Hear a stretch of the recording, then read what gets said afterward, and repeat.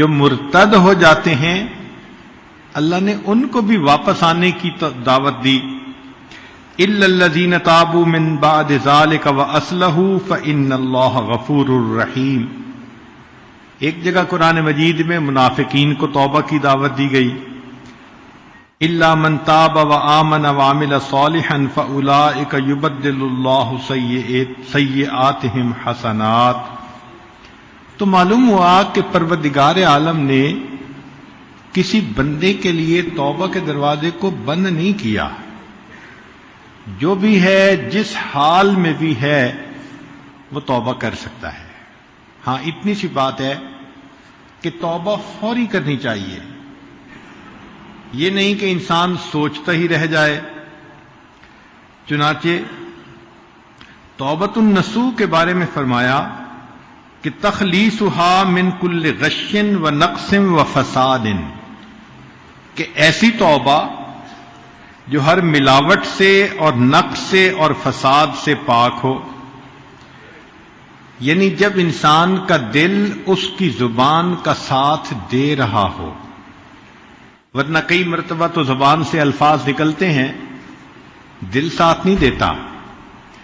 اس لیے اگر کسی نے فقط زبان سے یہ لفظ کہے تبت الی اللہ ورجعت الی اللہ وندمت علی ما فعلت وعزمت علی الا اعود الی المعاصی ابدا، مگر اس کے دل میں توبہ کی نیت نہیں تو ان کلمات کو کہنے کے باوجود اس کی توبہ قبول نہیں ہوگی. چنانچہ توبہ کہتے ہیں کہ انسان زبان سے کلمات کہے اور دل اس کی تصدیق کر رہا ہو. اس لیے شریعت نے توبہ کے کچھ آداب بتائے ہیں. سب سے پہلے صحت النیہ، کہ نیت ٹھیک ہونی چاہیے. دوسرا ان یواطی القلب اللسان علی الاستغفار، استغفار کرنے میں زبان کا ساتھ اس کا دل بھی دے رہا ہو. اور اگر زبان پہ الفاظ ہوں اور دل ساتھ نہ دے تو مشائخ نے فرمایا استغفارنا یحتاج الی استغفار، ہمارے استغفار پر ہمیں استغفار کرنے کی ضرورت ہے.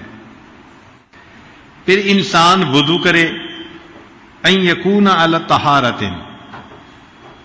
اور 2 رکعت نفل پڑھ کے اللہ رب العزت سے دعا مانگے، اور دعا بھی مانگے قبولیت کے اوقات میں. ان یتخیر الاوقات الفاضلہ وبالاسحار هم یستغفرون. ہمارے اکابر سحری کے وقت استغفار کرتے تھے.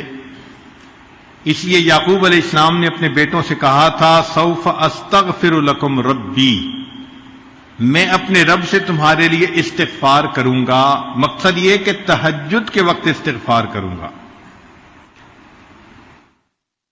پھر انسان اپنے لیے بھی دعا مانگے اور سب ایمان والوں کے لیے. ربنا اغفر لی ولوالدی وللمؤمنین، یہ دعا سکھائی گئی.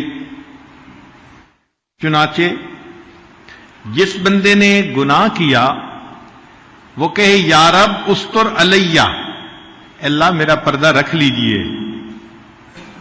فَإِذَا فَارَغَ مِنَ الْمَعْصِيَةِ، اگر کوئی معصیت سے فارغ ہوا قال یا رب تب علیہ، اے اللہ میری توبہ کو قبول کر لیجئے. فَإِذَا تَابَ، اگر اس نے توبہ کر لی قال یا رب ارزقنی الاسماء، اے اللہ مجھے عصمت عطا کر دیجئے. فَإِذَا عَمِلَ الطَّاعَةَ، اگر اس نے نیکی کا کام کیا قال یا رب تقبلہ منی، اے اللہ اس کو میری طرف سے قبول کر لیجئے. تو معلوم یہ ہوا کہ انسان اللہ تعالیٰ کے حضور توبہ کرے اور دل کی نیت کے ساتھ توبہ کرے. اعمال کرے تو دل کے اندر محبت و اللہ کی. چنانچہ امام جعفر صادق رحمۃ اللہ علیہ ہمارے اس سلسلہ کے بڑے بزرگوں میں سے ہیں. وہ فرماتے تھے کہ اللہ تعالیٰ نے 3 چیزوں کو 3 چیزوں میں چھپا دیا ہے. اللہ تعالیٰ نے 3 چیزوں کو 3 چیزوں میں چھپا دیا ہے. خابا رضاہ فی طاعتہ فلا تحقروا منہا شیئا فلعل رضاہ فی. اللہ نے اپنی رضا کو نیکیوں میں چھپا دیا. تم کسی چھوٹی سی نیکی کو بھی نہ چھوڑو، کیا پتا اسی نیکی کے کرنے پر اللہ تم سے راضی ہونا ہو. اور فرمایا وَخَبَأَ سَخَطُهُ فِي مَعَاصِيهِ. اللہ نے اپنے غصے کو گناہوں میں چھپا دیا. فَلَا تَحْقِرُوا مِنْهَا شَيْئًا فَلَعَلَّ غَضَبَهُ فِي. چھوٹا گناہ بھی مت کرو، ممکن ہے کہ اسی میں اللہ کی ناراضگی ہو. وَخَبَأَ وَلِيَّهُ فِي عِبَادِهِ. اللہ نے اپنے اولیاء کو اپنے بندوں میں چھپا دیا. فَلَا تَحْقِرُوا مِنْ عِبَادِ اللَّهِ أَحَدًا. تم کسی بھی بندے کو حقارت کی نظر سے مت دیکھو. فَلَعَلَّهُ وَلِيُّ اللَّهِ. ممکن ہے کہ وہ اللہ کا ولی ہو. چنانچہ انسان جب توبہ کرتا ہے تو اس کے دل میں نرمی آتی ہے. ہمارے مشائخ نے فرمایا کہ جالس التوابین فإنہم ارق افئدہ. توبہ کرنے والوں کی صحبت اختیار کرو، ان کے دل نرم ہوا کرتے ہیں. اس توبہ میں سب سے پہلے انسان اللہ کے حقوق ادا کرے. نمازیں قضا کر دی تھیں، زکوٰۃ نہیں دی تھی، روزے چھوڑ دیے تھے، حج نہیں کیا، تو ان اعمال کا حساب لگا کر جتنا کچھ اس کے ذمہ بنتا ہے اس کو ادا کرے. اور پھر مخلوق کے ساتھ جو زیادتی کی، کسی کا حق مارا، غیبت کی، دل دکھایا، تو ان سے بھی معافی مانگے. اس لیے کہ ہر گناہ سے توبہ کرنا ضروری. چنانچہ ابو طالب مکی رحمۃ اللہ لکھتے ہیں من تاب عن 99 ذنبا. جس بندے نے 99 گناہوں سے توبہ کر لی، ولم یتب من ذنب واحد، ایک گناہ سے توبہ نہ کی، لم یکن عندنا من التائبین، وہ ہماری کتابوں میں تائبین میں شمار نہیں کیا جائے گا. اب ایک سوال دل میں پیدا ہوتا ہے کہ ایک بندہ ہے جس نے گناہ کیا ہی نہیں، اور ایک بندہ ہے کہ گناہ کر بیٹھا اور توبہ کی، تو دونوں میں سے بہتر کون؟ تو بعض علماء نے تو فرمایا کہ جس طرح کپڑا شروع میں بنے تو بے جوڑ کا زیادہ خوبصورت ہوتا ہے، اس کو کاٹ کے جوڑ لگا دو تو وہ بدنما ہو جاتا ہے، پہلے جیسا تو نہیں بن جاتا. اس لیے جو گناہ کرے ہی نہ وہ سب سے بہتر. اور بعض علماء نے کہا کہ نہیں، اللہ تعالیٰ کے ہاں عاجزی، انکساری کا مرتبہ زیادہ ہے. جب کوئی بندہ نیکی ہی کرتا رہتا ہے تو اس کے دل میں خود پسندی ہوتی ہے، اور اگر کوئی بندہ گناہ کر بیٹھے اور اس گناہ سے وہ توبہ کرے تو اس کے دل میں گناہ کے کرنے کی ندامت ہوتی ہے.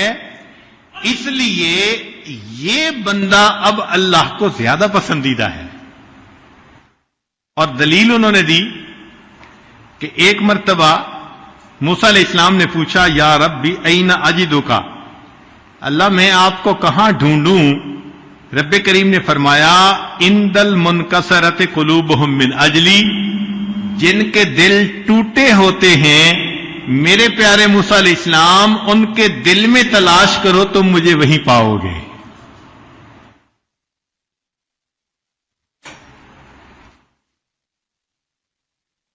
جب انسان اپنے گناہ کا اقرار کر لیتا ہے تو ان العبد اذا اعترف بذنبہ ثم تاب تاب اللہ علیہ، بخاری شریف کی روایت ہے کہ بندہ جب اپنے گناہ کا اقرار کر لیتا ہے اور توبہ کرتا ہے، اللہ تعالیٰ اس کی توبہ کو قبول فرماتے ہیں. اور حدیث پاک میں یہاں تک فرمایا کہ لو اخطأتم حتی تبلغ خطایاکم السماء، اگر تم اتنے گناہ کرو کہ تمہارے گناہ آسمان کی بلندی تک پہنچ جائیں، ثم تبتم، پھر اگر تم توبہ کرو گے، لتاب اللہ علیکم، اللہ پھر بھی تمہاری توبہ کو قبول فرما لیں گے.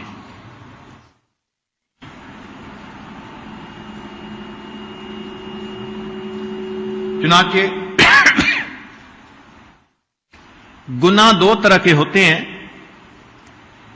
ایک کو کہتے ہیں ترک و معمور، اور ایک کو کہتے ہیں فعل و محظور. کیا مطلب؟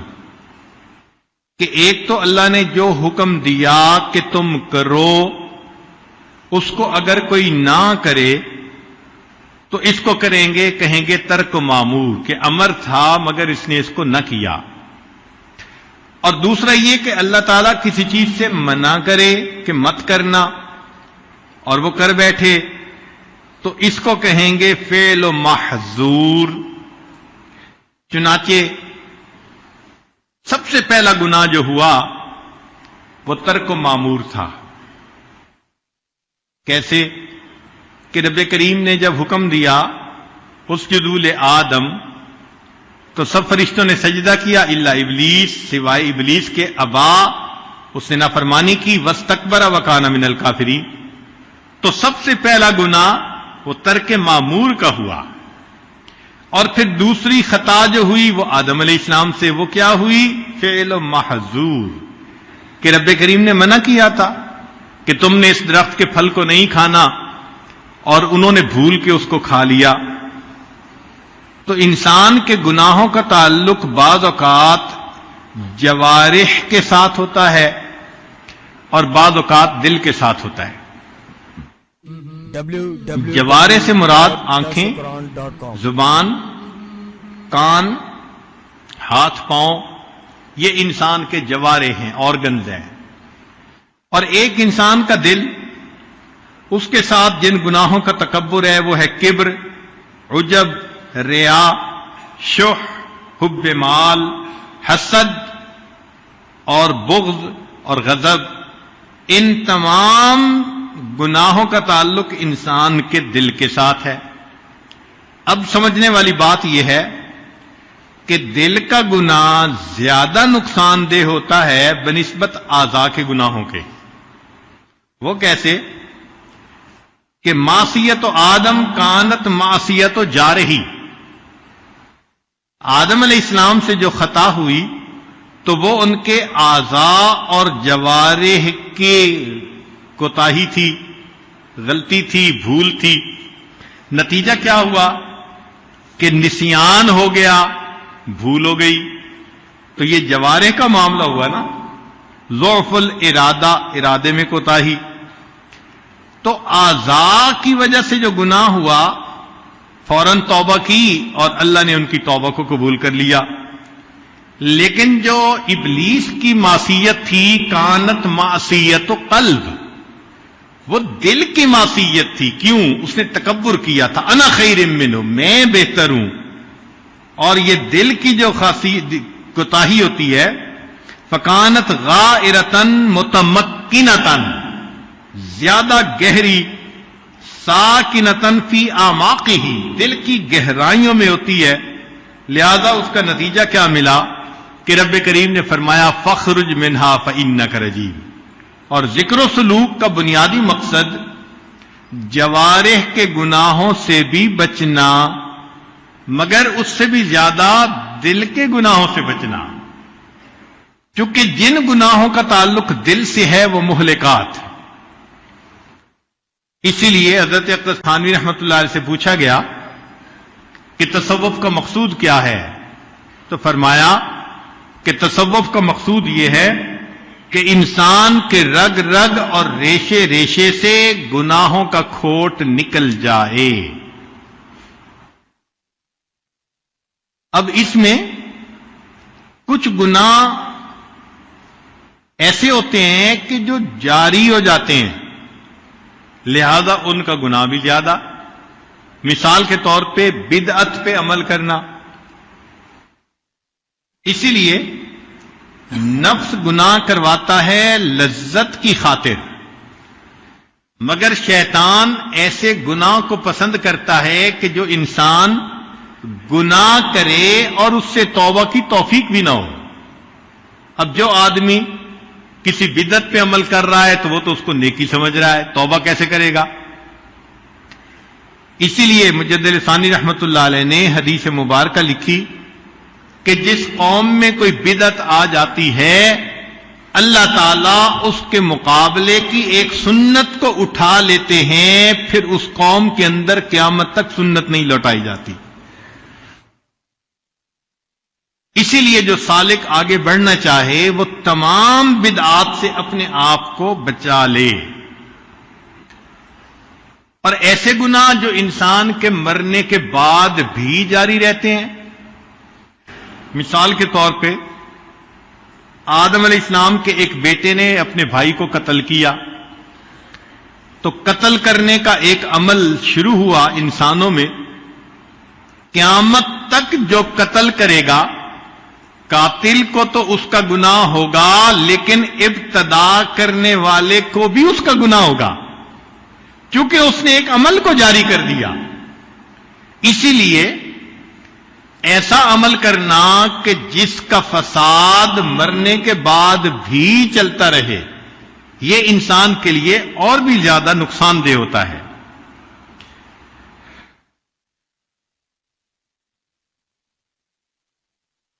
کئی مرتبہ ایسے ہوتا ہے کہ گناہ کی ابتدا چھوٹی ہوتی ہے، انتہا بڑی ہوتی ہے.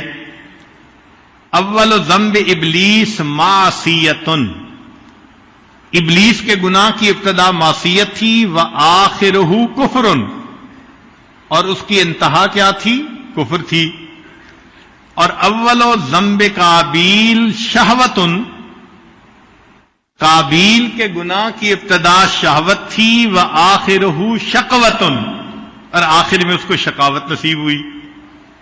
اسی لیے انسان کو چاہیے کہ وہ گناہوں سے بچے اور جتنے نیک اعمال کر سکتا ہے اتنے کرے.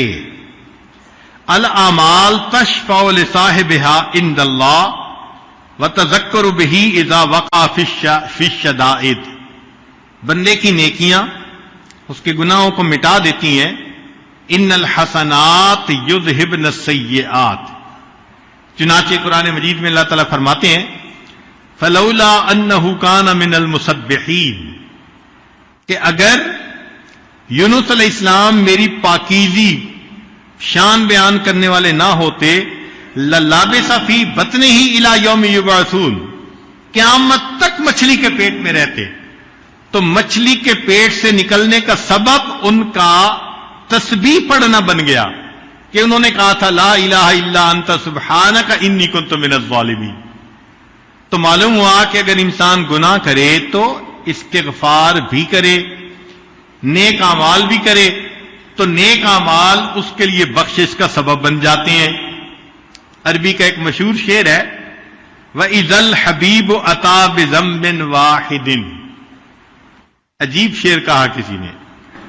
وَإِذَا الْحَبِيبُ أَتَى بِذَنبٍ وَاحِدٍ، اور جب محبوب کسی ایک غلطی کا ارتکاب کر لیتا ہے، جاءت محاسنہ بألف شفیع، تو اس کی خوبیاں ہزار شفاعت سفارش کرنے والے کو لے کے سامنے آ جاتی ہیں.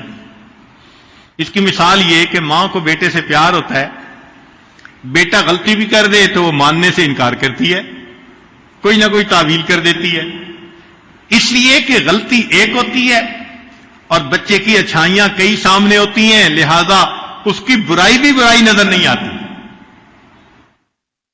تو انسان اگر نیکی کرتا ہو تو پروردگار عالم اس کی خطا کو جلدی معاف فرما دیتے ہیں.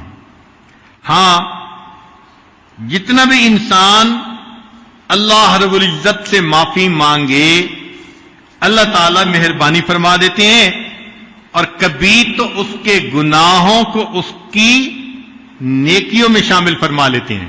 حدیث پاک میں آیا کہ کئی مرتبہ انسان ایک گناہ کرتا ہے اور وہ اس کے لیے نیکی میں جانے کا سبب بن جاتا ہے. کیوں؟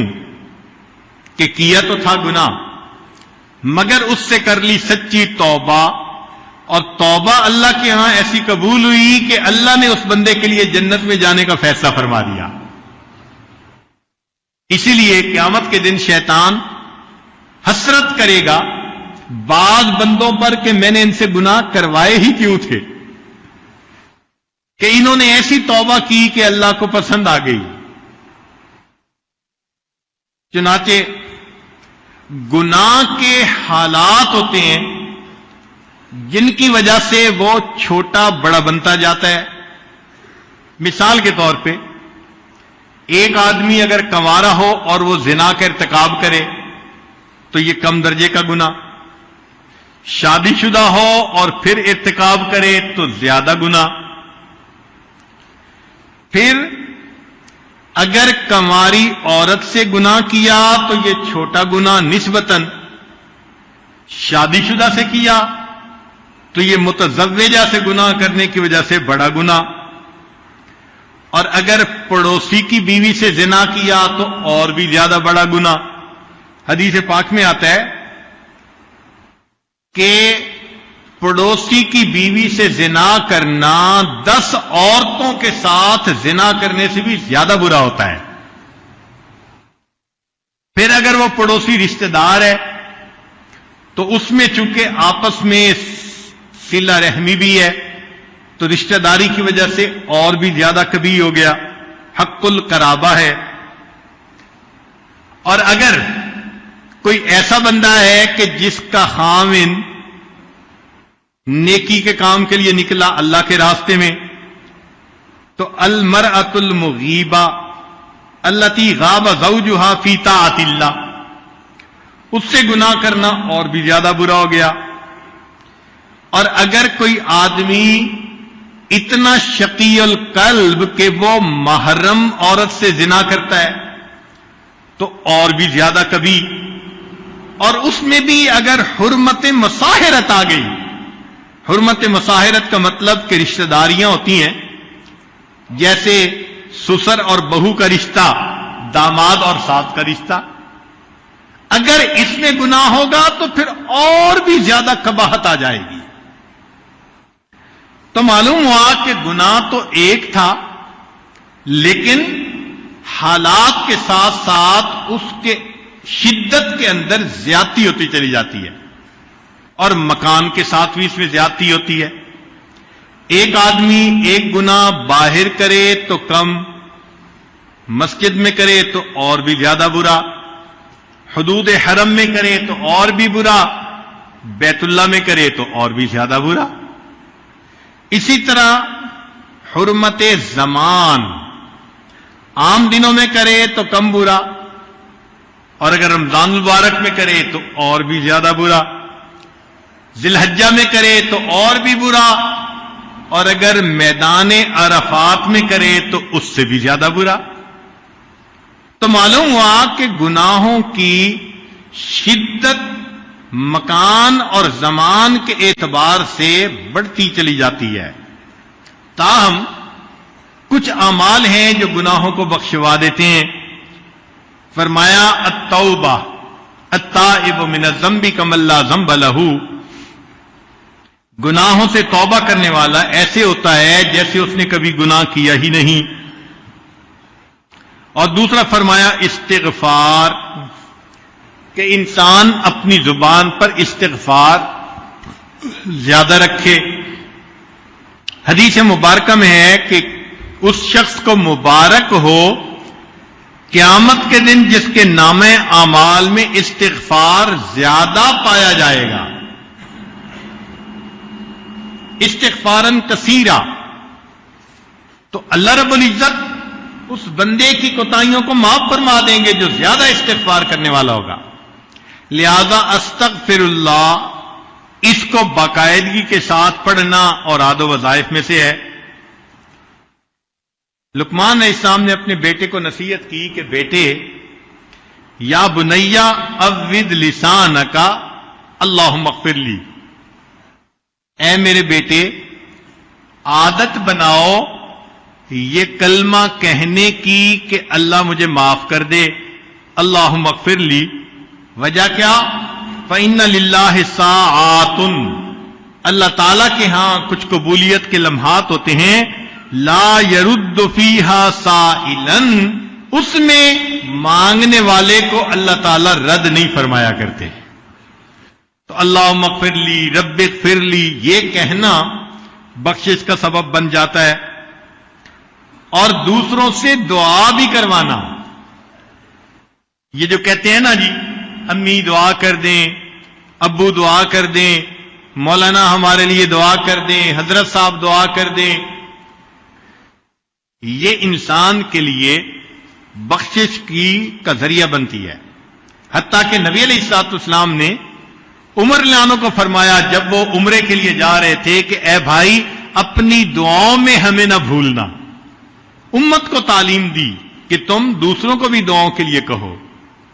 اب غور کیجئے، بات بڑی عجیب ہے کہ کان عمر رضی اللہ تعالی عنہ یطلب من الصبیان الاستغفار ویقول انہم لم تذنبوا۔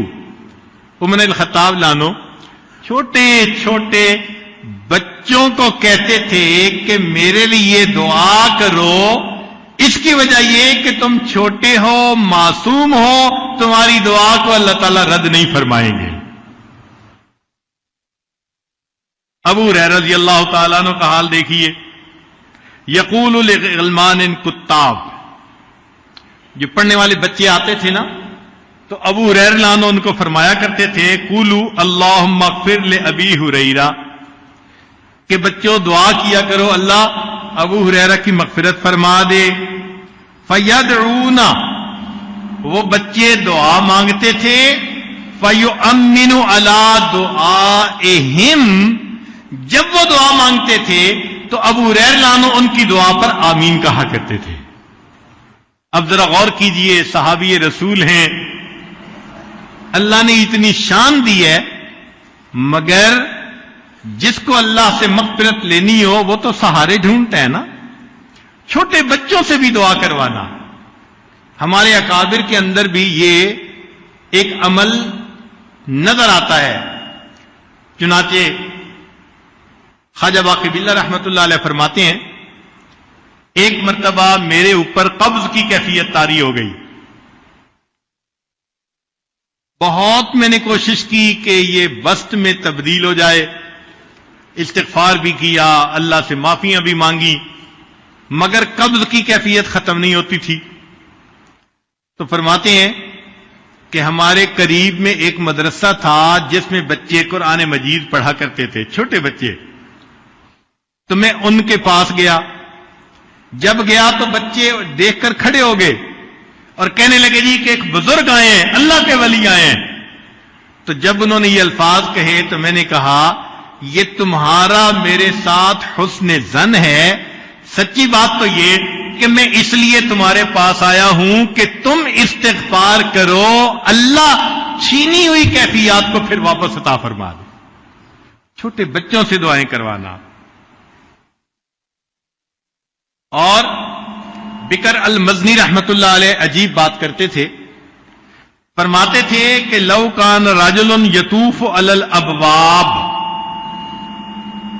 اگر بندہ جس نے گناہ کر لیے ہوں وہ لوگوں کے دروازوں پہ اس طرح طواف کرتا، کما یطوف المسکین، جس طرح کے مسکین روٹی مانگنے کے لیے دروازوں کا طواف کرتا ہے، تو گناہگار بندہ اگر سب لوگوں کے دروازوں کا اس طرح طواف کرتا جس طرح مسکین روٹی مانگنے کے لیے طواف کرتا ہے، اور ہر دروازے والے کو کہتا استغفروا لی، میرے لیے استغفار کرو، لکان لہ ان یفعل، چاہیے تھا کہ وہ ایسا کر گزرتا۔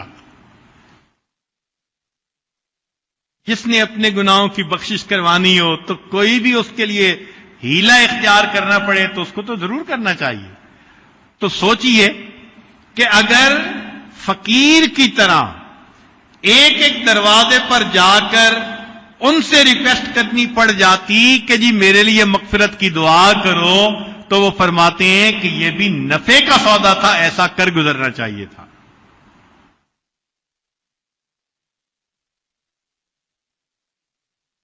جب انسان سے گناہ ہو جائے تو چاہیے کہ وہ 2 رکعت نفل پڑھے اور اللہ تعالی سے دعا مانگے۔ سیدنا صدیق اکبر عنہ فرماتے ہیں کہ جو بندہ صلاۃ الحاجت پڑھ کر اللہ سے دعا مانگے گا، اللہ تعالیٰ اس کے گناہوں کو جلدی معاف فرما دیں گے۔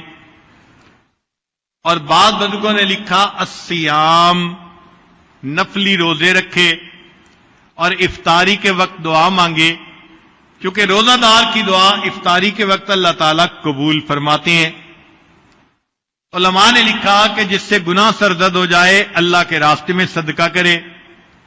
الصدقۃ تطفئ الخطیئۃ کما یطفئ الماء النار، جس طرح پانی آگ کو بجھا دیتا ہے، صدقہ انسان کی خطاؤں کو اس طرح مٹا دیا کرتا ہے۔ اللہ کا ذکر کثرت کے ساتھ کرنا، اگر گناہ سرزد ہو گیا تو تسبیحات بھی پڑھے اور مراقبہ بھی لمبا کرے۔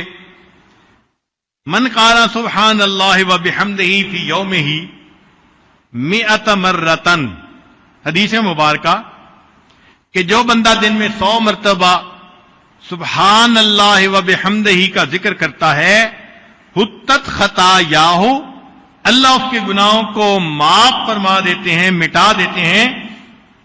وَإِن كَانَتْ مِثْلَ زَبَدِ الْبَحْرِ، اگرچہ وہ سمندروں کی جھاگ کے برابر بھی کیوں نہ ہوں۔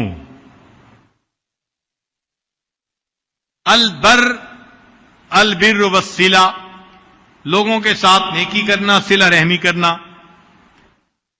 چنانچہ ایک صحابی نبی علیہ السلام کی خدمت میں حاضر ہوئے، اے اللہ کے حبیب صلی اللہ علیہ وسلم، مجھ سے ایک گناہ ہو گیا، انی اصبت ذنبا عظیما، یہ الفاظ ہیں، میں بڑا گناہ کر بیٹھا ہوں۔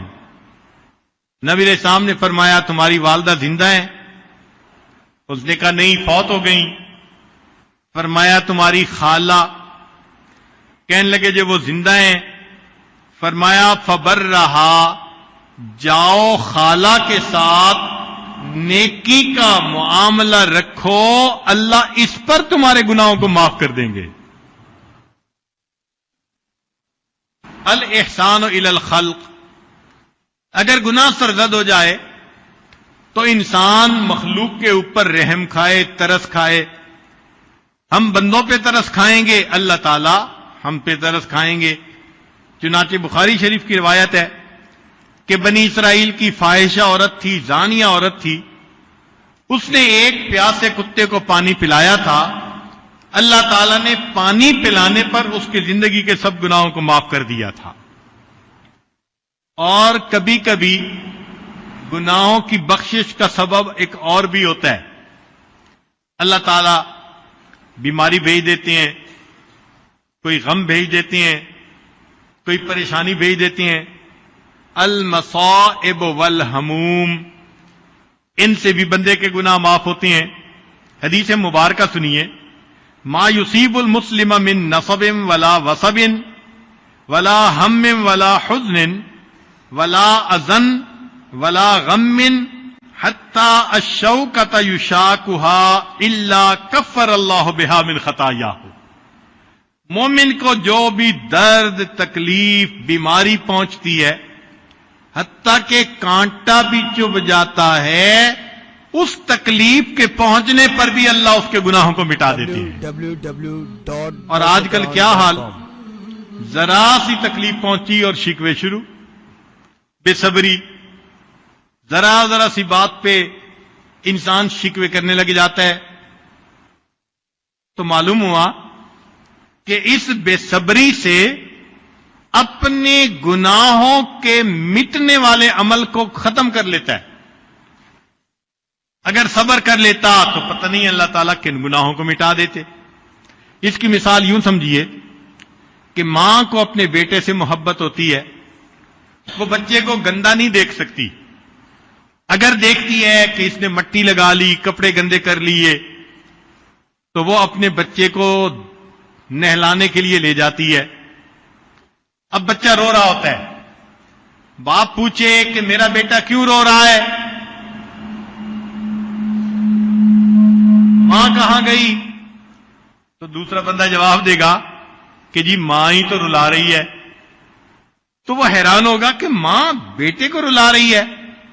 لیکن جب بتایا جائے گا کہ بچے کے جسم سے نجاست لگ گئی تھی، ماں دھو رہی ہے اور دھونے کی وجہ سے بچہ رو رہا ہے، تو اس کا جو غصہ تھا وہ خوشی میں تبدیل ہو جائے گا. بالکل اسی طرح ہم گناہ کر لیتے ہیں، اللہ تعالیٰ کوئی نہ کوئی پریشانی، مصیبت، بلا بھیج دیتے ہیں، اور وہ حقیقت میں گناہوں کو دھونے کے لیے ہوتی ہے. چنانچہ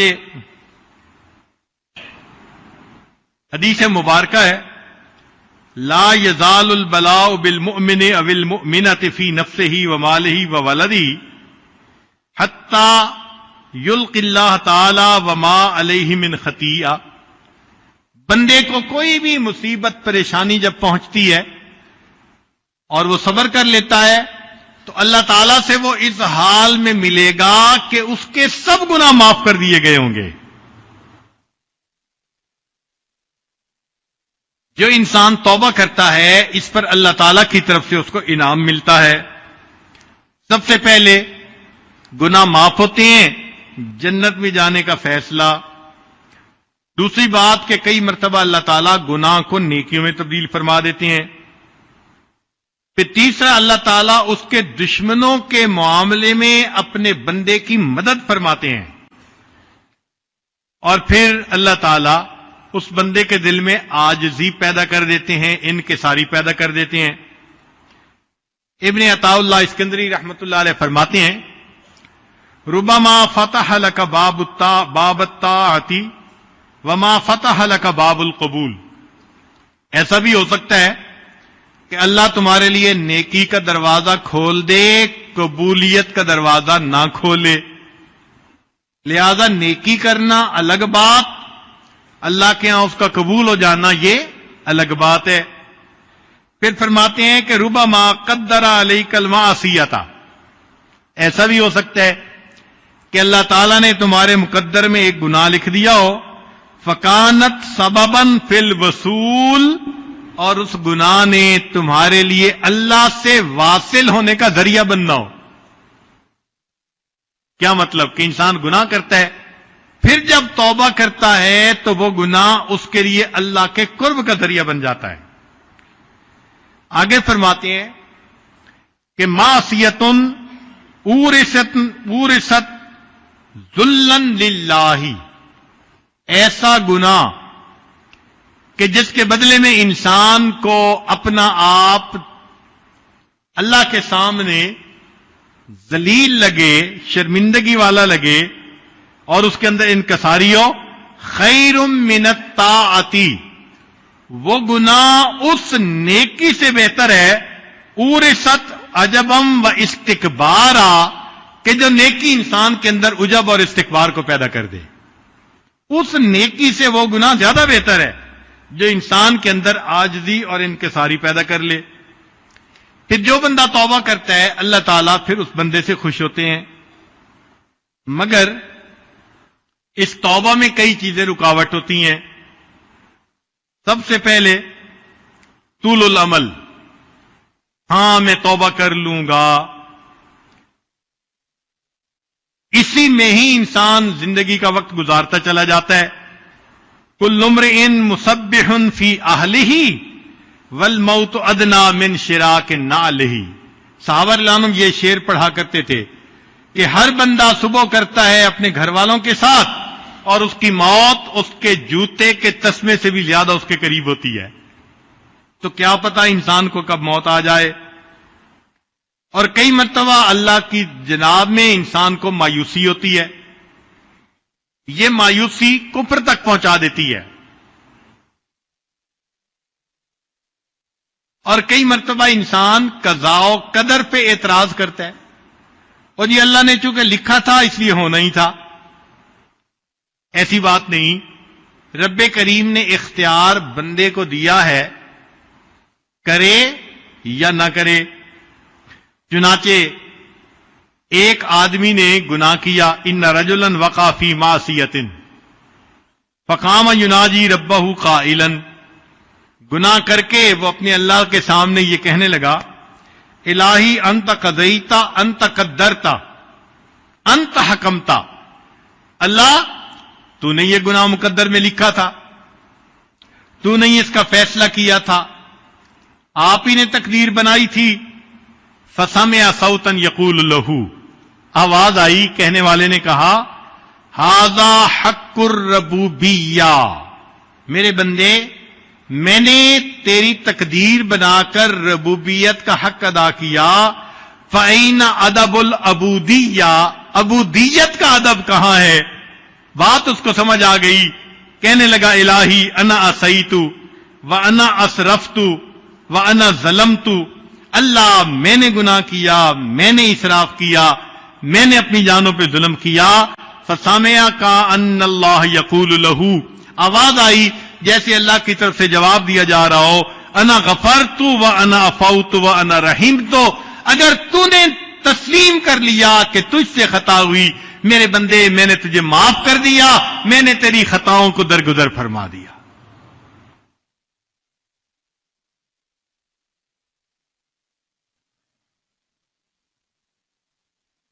البواعث علی التوبہ، توبہ پہ کچھ اعمال برانگیختہ کر دیتے ہیں، مثلا اللہ تعالی کی عظمت کے بارے میں سوچنا۔ چنانچہ عطاء اللہ اسکندری رحمۃ اللہ علیہ فرماتے ہیں، ان اردت ان یفتح لک باب الرجاء فاشہد ما منہ الیک، اگر تو اپنے اوپر امید کا دروازہ کھولنا چاہے تو اس بات پہ غور کر کے اللہ کی تیرے اوپر نعمتیں کتنی ہیں، جتنا سوچیں گے اتنا امید اور بڑھے گی، اللہ کی اتنی رحمتیں، اتنی نعمتیں، لہذا دل میں اللہ سے امید بڑھ جائے گی۔ وَإِنْ أَرَدْتَ أَنْ يَفْتَحَ لَكَ بَابَ الْخَوْفِ، اور اگر تو چاہے کہ تیرے اوپر خوف کا دروازہ کھلے، فَاشْهَدْ مَا مِنْكَ إِلَيْهِ، اس بات پہ غور کر کے تو اللہ کے پاس کیا پہنچا رہا ہے، اللہ نعمتیں دے رہے ہیں اور تو اللہ کے پاس معصیت بھیج رہا ہے، تو اس چیز کو سوچے گا تو تیرے اوپر خوف کا دروازہ کھل جائے گا۔ چنانچہ آخرت کے بارے میں انسان سوچے تو توبہ کی توفیق جلدی نصیب ہو جاتی ہے۔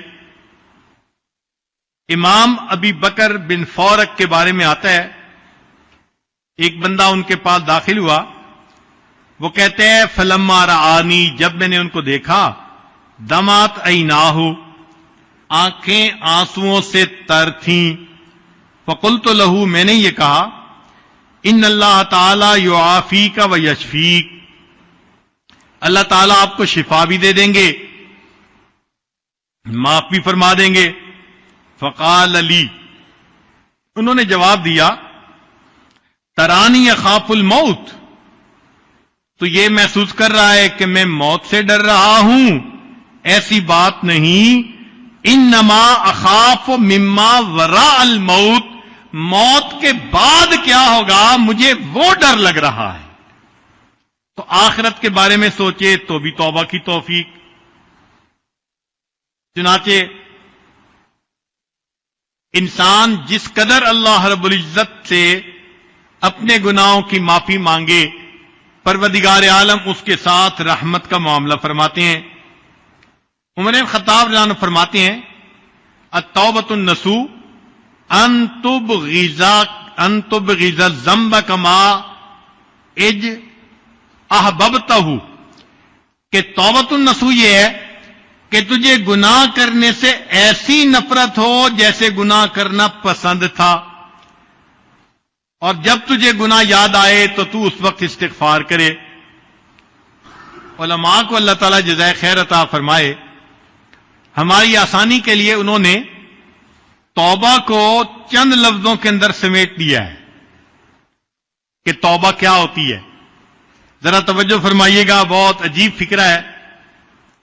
فرماتے ہیں ترک الذنب علما بقبحہ وندما علی فعلہ وعزما علی الا یعود الیہ اذا قدر وتدارکا لما یمکن تدارکہ من الاعمال واداء لما ضیع من الفرائض اخلاصا للہ ورجاء لثوابہ وخوفا من عقابہ وَإِن يَكُونَ ذَلِكَ قَبْلَ الْغَرْغِرَةِ وَقَبْلَ طُلُوعِ الشَّمْسِ مِن مَغْرِبِهَا، اگر یہ تمام شرائط پوری ہو گئیں، جو توبہ کی جائے گی وہ توبۃ النصوح بن جائے گی۔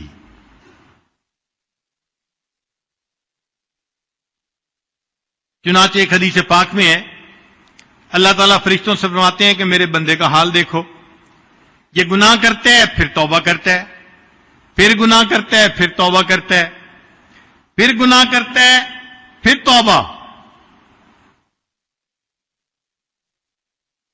ویح ابن آدم لا یرید ترک عمل بالخطیہ، نہ تو گناہ کرنا چھوڑتا ہے، ولا ییأس من رحمتی، نہ ہی میری رحمت سے نہ امید ہوتا ہے۔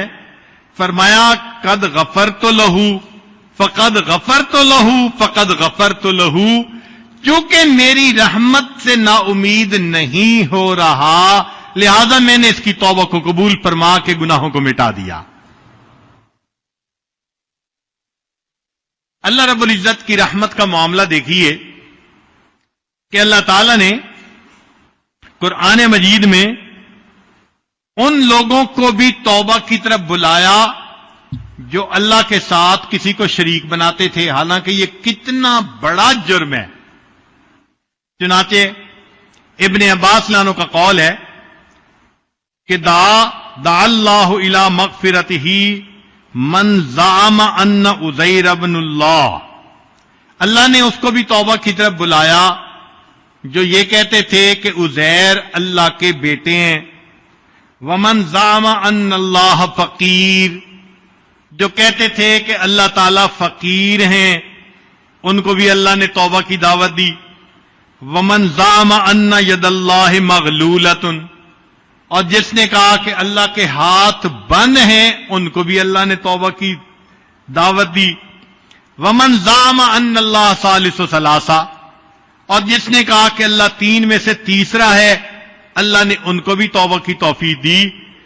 یقول لہؤلاء جمیعا، ان سب بندوں کو اللہ فرماتے ہیں افلا یتوبون الی اللہ ویستغفرونہ، اگر یہ سارے لوگ بھی استغفار کرتے، توبہ کر لیتے، میں ان کی بھی توبہ کو قبول کر لیتا۔ پھر اس سے بھی اگلی بات، قرآن مجید کی ایک سورت میں اللہ نے کچھ ایمان والوں کا تذکرہ کیا اور یہ بھی کہا کہ ان ایمان والوں کو دشمنوں نے قتل کر دیا۔ اب جنہوں نے قتل کیا وہ کتنے بڑے مجرم، قاتل اور دوسرا ایمان والوں کے، اللہ تعالیٰ ان قاتلین کو فرماتے ہیں کہ ان الذین فتنوا المؤمنین والمؤمنات ثم لم یتوبوا۔ حسن بصری رحمت اللہ علیہ اس آیت کو پڑھا کرتے تھے، فرماتے تھے انظروا الی ھذا الکرم والجود، اللہ کے کرم اور اللہ کے جود و سخا کا اندازہ لگائیے۔ قاتلوا اولیاءہ، کہ انہوں نے تو اللہ کے اولیاء کو قتل کیا، وَهُوَ يَدْعُوهُمْ إِلَى التَّوْبَةِ وَالْمَغْفِرَةِ، اللہ ایسے بندوں کو بھی توبہ اور مغفرت کی طرف بلا رہے ہیں۔ چنانچہ ایک مرتبہ ایک اعرابی نے توبہ کی، مگر بڑے پیارے الفاظ کے ساتھ۔ امید ہے کہ آپ دل کے کانوں سے اس کو سنیں گے، کیونکہ اپنی بات کو میں بھی مکمل کرنا چاہ رہا ہوں۔ فرماتے ہیں کہ میں نے ایک اعرابی کو دیکھا کہ بیت اللہ کے سامنے بیٹھا دعا کر رہا تھا، سبحان اللہ، دعا کا اصل مقصد ہوتا ہے اللہ کے سامنے تذلل ظاہر کرنا، اپنی محتاجی، اپنی چھوٹا پن ہونا، اپنی کوتاہی کا اظہار کرنا۔ چنانچہ جو بندہ جتنا اظہار کرے گا اپنی عاجزی کا، اتنا توبہ جلدی قبول ہو جائے گی۔ تو فرماتے ہیں کہ میں نے ایک اعرابی کو دعا مانگتے دیکھا، اس نے دعا عجیب مانگی۔ کہتے ہیں الہی من اولا بالذلل والتقصیر منی وقد خلقتنی ضعیفا، اللہ آپ نے مجھے ضعیف پیدا کیا تو مجھ سے زیادہ تقصیر کا اور گناہ کا پھر حقدار کون ہو سکتا ہے؟ آپ نے ہی تو مجھے ضعیف پیدا کیا۔ قرآن مجید میں فرماتے ہیں نا اللہ تعالیٰ خلق الانسان ضعیفا، انسان کو ہم نے کمزور پیدا کیا۔ تو جب اللہ آپ نے ڈیزائن ہی ایسا بنایا کہ کمزور ہے مشین، تو گڑبڑ تو ہوگی صحیح۔ اب ذرا اس اعرابی کی عقل مندی دیکھیے، اس نے اللہ تعالیٰ کے سامنے بات کیسے اچھے انداز سے کی۔ اللہ آپ نے مجھے ضعیف پیدا کیا تو مجھ سے زیادہ گناہ کرنے کا پھر حقدار کون ہو سکتا ہے؟ ومن اولا بالعفو انی منک وعلمک فی سابق وقضاؤک بی محیط، اور اللہ آپ سے زیادہ مجھے بخش دینے کا اہل کون ہو سکتا ہے کہ آپ نے میری قضاء و قدر لکھی، تقدیر لکھی، اور آپ کا علم بھی محیط ہے۔ آپ کو میرے پیدا کرنے سے پہلے پتا تھا کہ میں نے کرنا کیا ہے۔ اے اللہ، جب آپ کو پہلے سے پتا تھا، لہذا اب آپ ہی زیادہ حقدار ہیں کہ مجھے معاف کر دیں۔